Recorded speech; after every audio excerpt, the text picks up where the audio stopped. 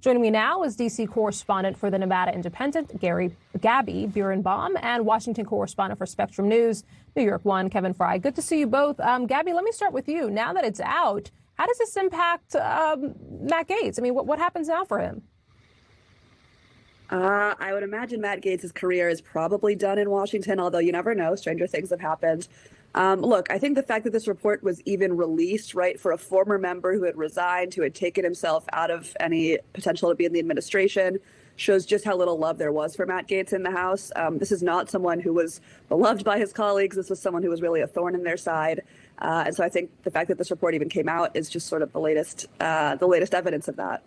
Kevin, I want to get your reaction to something. So this was in an op-ed in the New York Times, written by the deputy editor of the New York Times editorial board, David Firestone. And he says in it, when you read through the details, you can see the commonality between the two men and the reasons Trump held Gaetz in high esteem. It's not just the contempt for women as disposable commodities for hire or plunder. It's the contempt for the law. So, Kevin, do you think we continue to see Trump standing by Gaetz? And does this hurt Trump at all?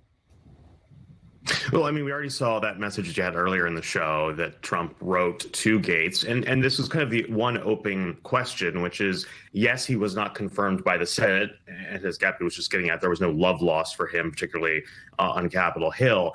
But could he potentially try to put him into a position in his administration that doesn't require confirmation on Capitol Hill? That's kind of the one outstanding question.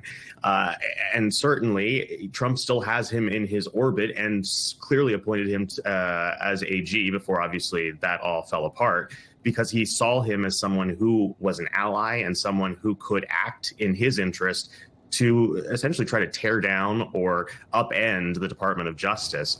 And so it is an open question as to where exactly he lands next and how long he'll stay within Trump's graces.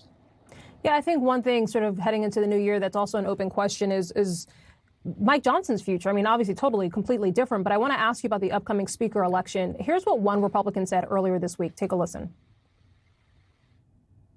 You told me earlier this week that Speaker Johnson does not have your vote on January 3rd. Is that still the case? Even more so. Yeah, he doesn't have my vote. Gabby, let me start with you. I mean, after just the whole spending debacle, budget debacle last week and sort of how it all came together literally at the very last minute, what happens now for Speaker Johnson?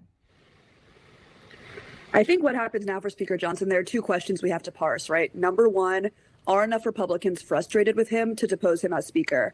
I think that answer is definitely yes, right? Given the margin, 1-2 votes, there are, scores of Republicans who feel like he's been a poor leader. The second question is, are they willing to sort of start off 2025, this year that they're coming in with a trifecta in government, Trump returning to the White House? Do they want to start that with a protracted speaker battle? And I think one person who will, give us clues as to how to answer that is Trump himself, right? Does Trump want to expend political capital saving Johnson if it looks hairy on the Hill?